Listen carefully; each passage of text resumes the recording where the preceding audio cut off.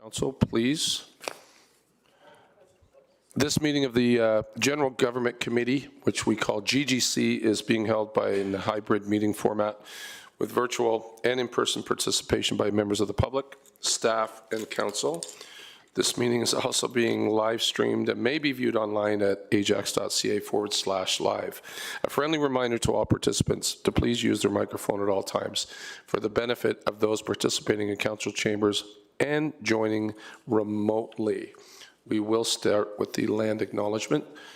And we would like to begin this meeting by acknowledging that the land in which we gather is situated within the traditional and treaty territories of the Mississaugas. More importantly, and more specifically, the Mississaugas of Scugog Island First Nation, signatories of the Gunshot Treaty of 1788 and the Williams Treaties of 1923.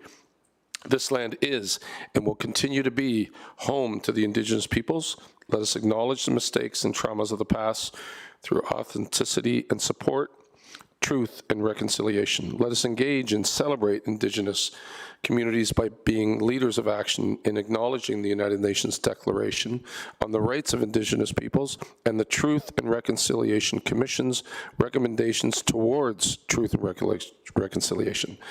Let us keep these principles close as we continue towards truth and reconciliation and as we move forward with kindness and respect as a community.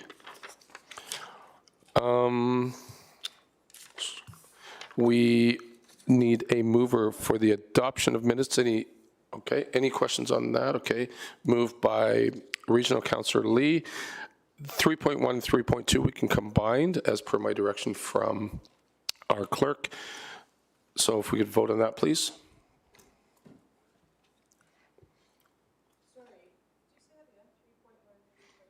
Correct.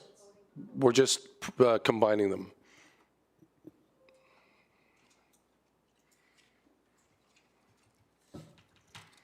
And that carries. Next up, we have the consent agenda, and the following items of the consent have been pulled for discussion. Councillor Henry pulled 4.2, and Regional Councillor Crawford, 4.2 and 4.3, and Regional Councillor Crawford and Councillor Henry pulled 4.4. Could I get a mover for the balance of the consent agenda? We'll go with Councillor Bauer. If you could please vote on that. If there are any questions.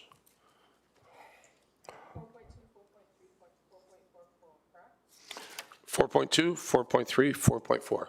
Correct. I understand. And that carries.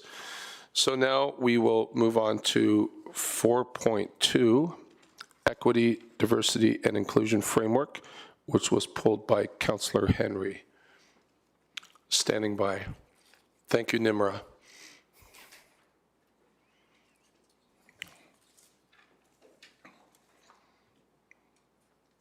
Once again, we're on 4.2, Equity, Diversity, and Inclusion Framework, pulled by Councillor Henry. You have the floor. Thank you. Just going to my notes here. Give me 1 minute. Sorry for the discombobulation. Was waiting for a copy of the printed agenda here. So I wanted to ask some questions. Was this Dr. Mary Harmon's report, correct? Hello. So my colleague, Ward Councillor Lisa Bauer, just turned to me a minute ago and said, wouldn't it have been nice if she had to put doctor on her report? And for those sitting at home, you know, this council really appreciates all that you've done and all your accomplishments. So thank you. Thank you. I wanted to ask a few questions with regards to a conversation beyond HR and into resident-facing outcomes. Can you speak to how the framework will influence the frontline service delivery and decision-making, not just internal training and policy? Through the chair to Councillor Henry, I will ask you to repeat the question just so that I have clarity around it. No worries. So can you speak to how the framework will influence frontline service delivery and decision-making, not just internal training and policy? That's a great question. Thank you. So the EDI framework is not it will be a foundational document that will guide our work internally and externally. And one of the principles of the document is to be able to bridge the theoretical practices and theoretical principles of equity, which are critical and which are data informed, with the practical pieces. So can you please go back to the second part of the question in terms of HR? Framework will influence frontline service delivery and decision-making, not just internal training and policies. Right, and I think that the question alludes to the disconnect that sometimes exists between training and how that training translates into frontline service delivery. And one of the outcomes that we hope to see with this framework is to be able to ensure that the training and the policies that we're reviewing and other pieces around equity also translate into frontline service delivery and a shared understanding of equity that all departments can share and can understand and then can embed in their everyday decision-making. Well, that's a great answer because it kind of flows into my next question, how will the new EDI framework ensure consistent application of equity principles across all departments, especially in the area where staff capacity or experience with EDI varies? Through the chair to Councillor Henry, I think one of the goals of this EDI framework is to be able to use the data that we will collect through the consultation and validation process, which is the way in which we have envisioned this process is through a triangulation method, which will include affinity groups with staff, as well as consulting our advisory groups, including the anti-racism, the Ajax Anti-Racism Task Force, as well as the Indigenous Advisory Circle. And of course, our internal equity and inclusion staff committee.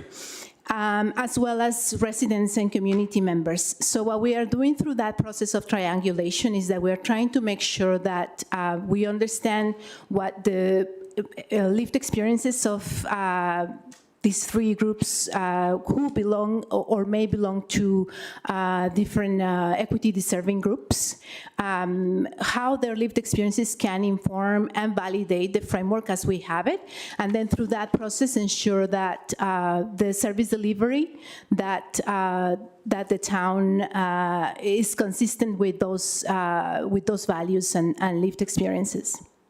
You know, I feel like you've kind of read my piece of paper on my computer here before, this document before, because it seems like every answer you give flows into my next question, which is quite helpful. And I was going to ask what mechanisms will be built into the framework to track the progress and ensure that departments are actually implementing the commitments outlined in the EDA policy. And I also wanted to ask, how will the community voices, especially equitable deserving groups, be meaningfully integrated into validating and shaping the final framework? Mm-hmm. Through the chair to Councillor Henry. So as I understand your question, I think there are two sort of pieces to that question. So the second part of the question, which relates to how the voices of community members who belong to equity-deserving groups will be embedded and sort of included in the framework, as I say, through our methodology, which I think we have been really thoughtful about ensuring that the framework is not just our own perspectives and understandings of equity, but that they include the voices of community members, residents, staff, and everyone really who who belongs to an equity deserving group. That includes Black, Indigenous, racialized members of the 2S LGBTQ community, as well as women and gender and diverse folks.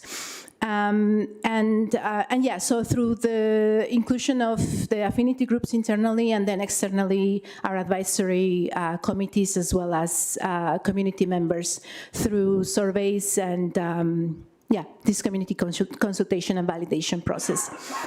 The first part of Sorry, if I can just interrupt, there was one Sure. group I didn't hear you mention, I just want to clarify, and that is the accessibility. Absolutely. So individuals living with disabilities, absolutely. And I want to say that when we refer to equity deserving groups, it also includes people, there's a class element, there is an element around including also women, all women, and gender diverse people, and of course, individuals living with disabilities.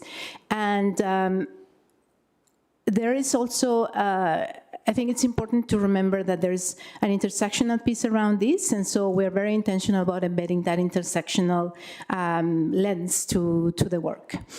In terms of the first part of your question, can you please remind me what the first part of the question was? Give me a minute here. What mechanisms will be built into the framework for tracking the About progress? tracking process. Yeah. So we'll be conducting surveys to ensure that we track progress. I think data is a really important part of our work. As equity practitioners, we understand that what doesn't get measured doesn't get actioned on. So we definitely, we understand that the data is a critical part of ensuring that our work is transformational and that we're actually connecting, as I say, connecting the dots between the theory and the ideas and the practice, and ensuring that that our work is transformative and structural. So there's definitely a piece around that. That's wonderful, because then when reports come before this council, we have something to measure that against, and the success and how far we've come and how far we still have to go. So that's wonderful to know, and I know that the residents really like to have that open lens to that information as well when the time is applicable. Thank you very Absolutely. much for your report. And, oh, yes, go I ahead. want to say something Yes. about measuring success too, because I think Yes. it's important to note that a part of doing this work through with integrity and through a critical process involves understanding that a lot of the things that we want to, where we want to see, a lot of the aspects where we want to see success may not be measurable. So in our process, we're also being very intentional about the things that we measure and how we measure. So that's also another important aspect of how we do equity work here at the town. Agreed. Thank you to you and your department and all the work you do. Much appreciated for the report. Thank you. Thank you, Councillor Henry. Thank you, Councillor Henry. And Doctor, we have more questions, but if you just 1 second, I failed to ask members of council if there's any disclosure of pecuniary interest on any of the items. Okay, being none, we will move on. Next in our speaker is Regional Councillor Marilyn Crawford.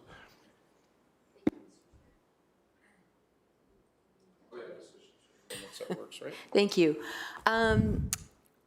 Through the process of, I think we're updating our website, if I'm not mistaken. I think I had a conversation with some consultant about websiting. I'm just wondering if you see an avenue for internally here being able to support our employees through offering perhaps a portal to things that would matter to them. So, for instance, a portal for our Black community and having podcasts or information. Sometimes people get really busy in their day and they don't know where to go for something, and being able to offer information through our own website, through a portal that they would have access through keyword that creates privacy to be able to go in and find out information. I think and as we grow in our diversity through our employees, I think it's important to be able to offer that kind of information and support for our employees. So I would love to see that actually happen. Through the chair to Councillor Crawford, thank you so much for this suggestion. So as of December 2025, we've created an internal section within our platform, OLA, the EDI section that before we didn't have. And I mean, it's been only a couple of months. We're still working on populating it and creating content and different, we update the website with things happening internally, trainings, events for the community as well. And so it is a great idea to have a section where we can sort of collect that kind of information and find ways to offer support. I think there is an opportunity with regards to going back to the EDI framework and the affinity groups that will be conducting with staff. I think that will give us an opportunity to sort of measure and get a pulse, if you will, of what are some of the needs and the concerns of staff, not only those who are racialized, but also those who belong to the LGBTQ community, those who live with a disability, or women, or like I say, any other members of the diverse communities that we're trying to prioritize. Thank you. Thank you. Next on our speakers list, we have Councillor Lisa Bauer. Thank you, Chair. Good afternoon, everyone. Good afternoon, Doctor. Thank you for the report. Very interesting. I just wanted to ask you about, you mentioned the regional hate reporting tool. So I'm not sure how much you would have about, how much information you would have on that tool. But can you speak on that? And is that for residents? Like, I'm interested because we would be reporting something to the region. Is that something that people here at the town could do directly to the town? And why it wouldn't be to the police? Through the chair to Councillor Bauer, sorry. So my understanding is that the tool was launched on January 29th. I wasn't able to be part of that because we were at the vigil with, at the vigil at Bailey Square. So my understanding is that the tool is hosted by Victim Services of Durham Region. And I think that one of the rationale behind that is that there are certain communities that do not always feel like reaching out to police is the best avenue for them in terms of seeking support. And so my understanding is that this is a community-based approach to offering support to victims of hate. Okay, thank you. And would you expect that if someone came to you from the town internally to say that they believe they were a victim of a hate crime, would that be the recommendation of the town to go to that Absolutely, tool? absolutely. Okay. And there is it's an online tool, so there's that option as well, which makes it accessible. Wonderful, thank you. Thank you very much. Thank you. That's my question, Chair. Thank you. Do you want to move it, Councillor Bauer? Okay. Moved by Councillor Bauer, 4.2 Equity, Diversity and Inclusion Framework. Please vote.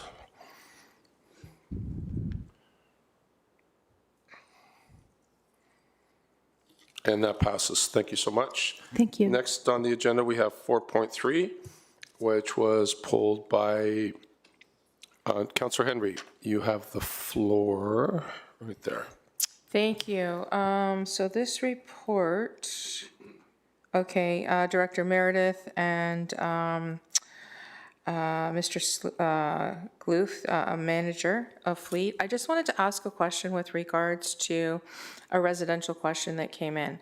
So for the transparency and clarification, can staff explain why the Rosner Road widening project, Church to Westney, remains open in a capital, in the capital system? What outstanding items are preventing closure, and whether we have internal standards for how long completed capital projects remain active?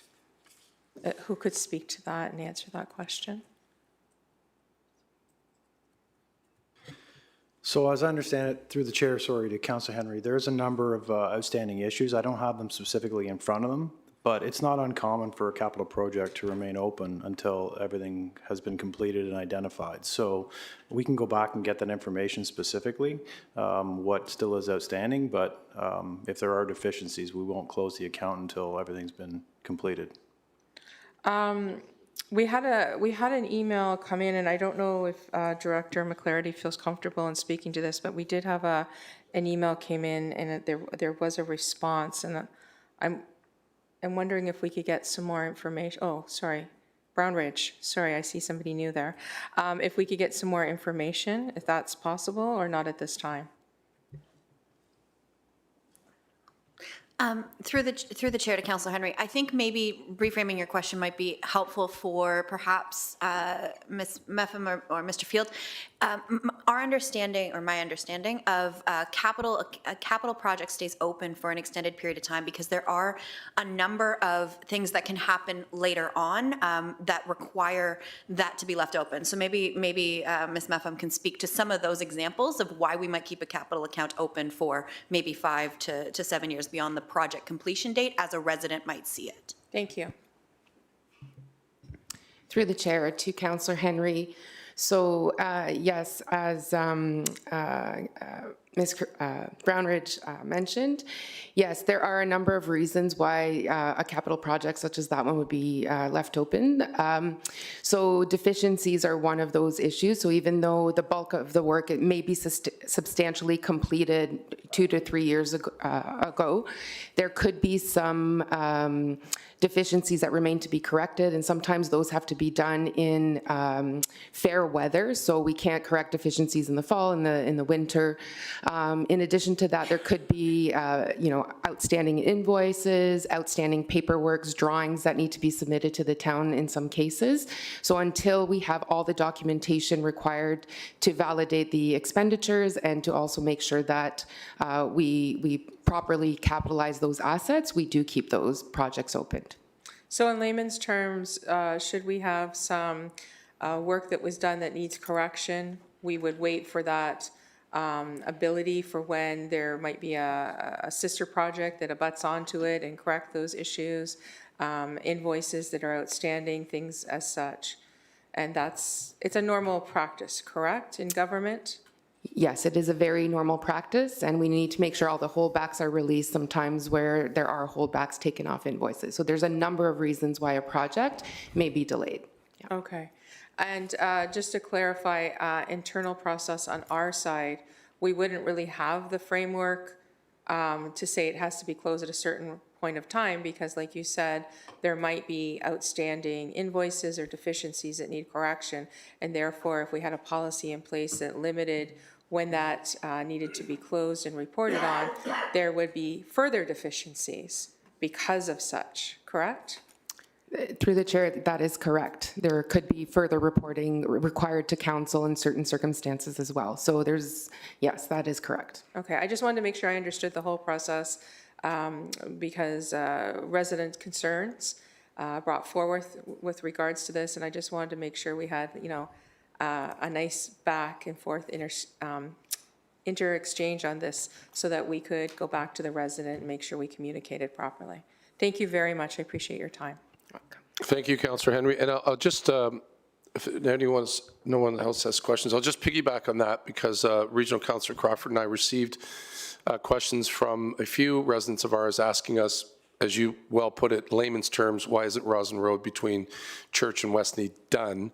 And they said it was a warranty situation, which they double check. If they pave it over, you kind of get a false read. So you check for some divots and the like, but I think it'll be coming soonish. But that was one of the explanations we received, which is sort of what you've already said. So with that said, would you like to move it, Councillor Henry? No other questions on that? So that's 4.3, capital project status and capital accounting closing report as of December 31st, 2025. Could vote, please.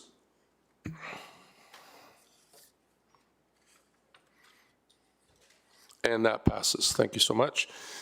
Next, we have item number 4.4, contract award, supply and delivery, additional mobile stage, starting with Regional Councillor Marilyn Crawford. Thank you, Mr. Chair. The cost on this is as a lot more than I would have anticipated, but I'm no expert in stages. I know that this was brought forward through the entire planning process of the fairgrounds. I won't be supporting this. I think we have a long ways to go before we have events where we are required to have 2 stages on site. And if we have an event where we've got 2 stages that are required, I think we have more issues than just stages, since we have no parking. So we have a good stage now, and it does what it's supposed to do.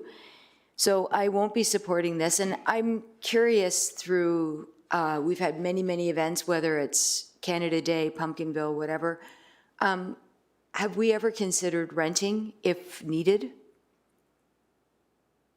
And what would be the costs of a rental of a second stage?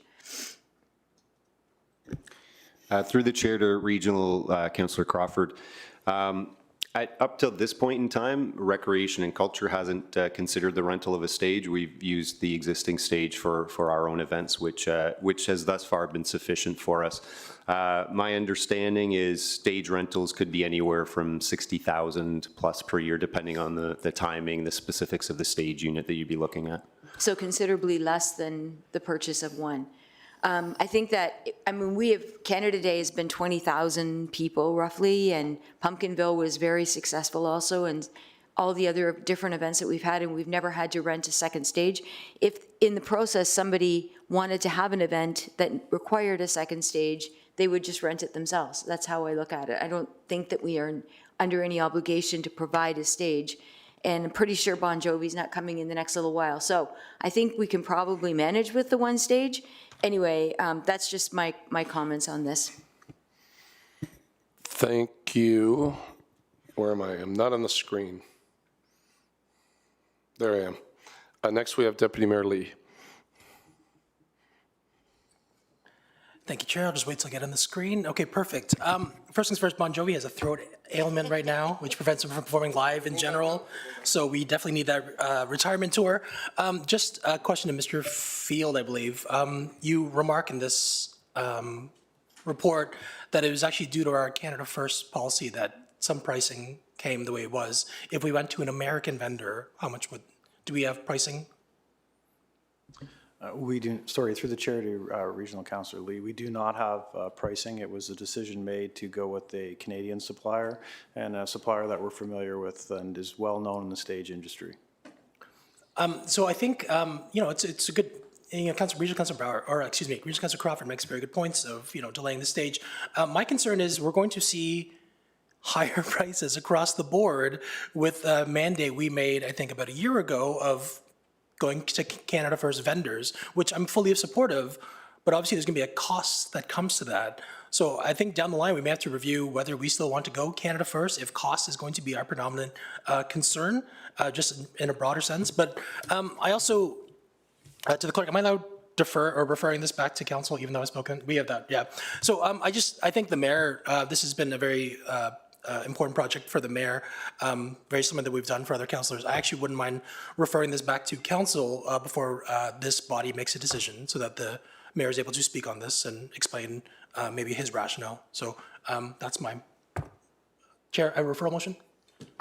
Okay. Clerks, so we have a referral motion by Regional Councillor Lee, moved by, is that what you're saying? Yep. The report, contract award, supply and delivery, additional mobile stage be deferred to the council meeting of February 17, 2026 for further discussion. I have a question. Is there any questions on the referral? Councillor Nancy Henry. Yes.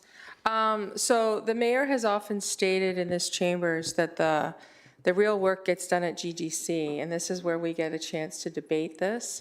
So I would ask Regional Councillor Lee to keep if he would consider his deferral motion after we've actually had a chance to debate this a little bit further or discuss it a little bit more. And that's a friendly, so I would ask, would you be willing to allow this discussion to continue first? Thank you, Chair. Again, this is very similar to, I think Regional Councillor Dyes was away for one of the homelessness decisions, and just in respect and deference to her at the time, this council body allowed to refer a decision to be made for council because she wasn't here. So I just know there are certain topics that are especially of a special importance to each and every one of us. I know the fairgrounds is incredibly important to the mayor, and I just want to show that same deference. So I'd like to keep the referral. Before the discussion.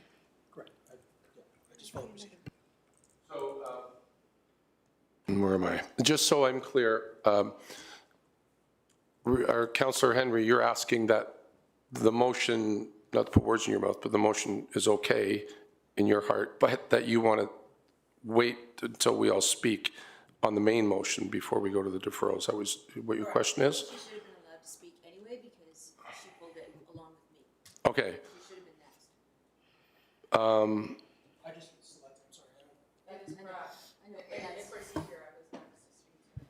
Need direction?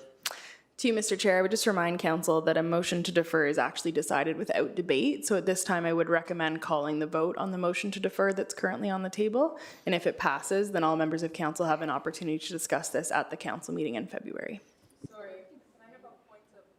Sure. Thank you, Madam Clerk. A point of clarification in that I was the second person to pull this item, so I should have been the second person to speak on it before it went to Regional Councillor Sterling Lee, which allowed him to put the motion on the floor. I did not have that opportunity. I'm just asking procedurally. Through you, Madam, or through you, Mr. Chair, it's up to the chair on the speaking order of council. So at this time, he did call on Regional Councillor Lee, who put a motion to defer on the floor.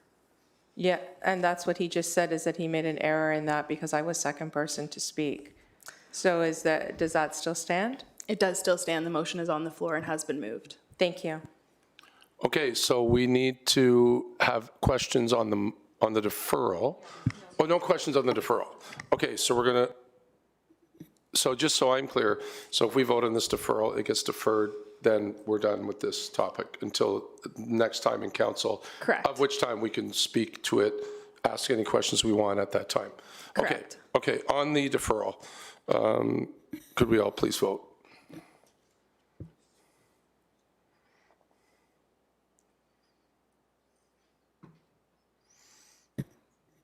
Okay, so that passes.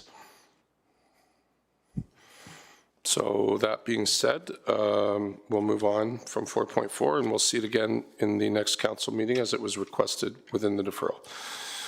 We don't have any, so that ends all our consent agenda items. We don't have 5 discussions. We don't have 6 presentations. We do have a closed session item, but I will ask members of the committee, members of council, if there are any questions on the closed session item.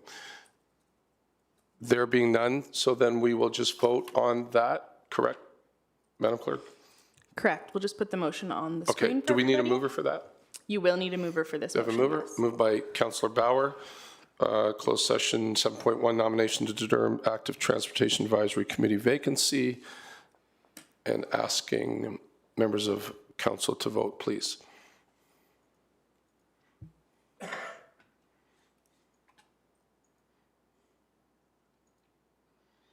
And that passes. Okay, next item we have is adjournment. Can we get a mover for the adjournment? Okay, this one's easy. A move by Regional Councillor Crawford, if we could all vote on that.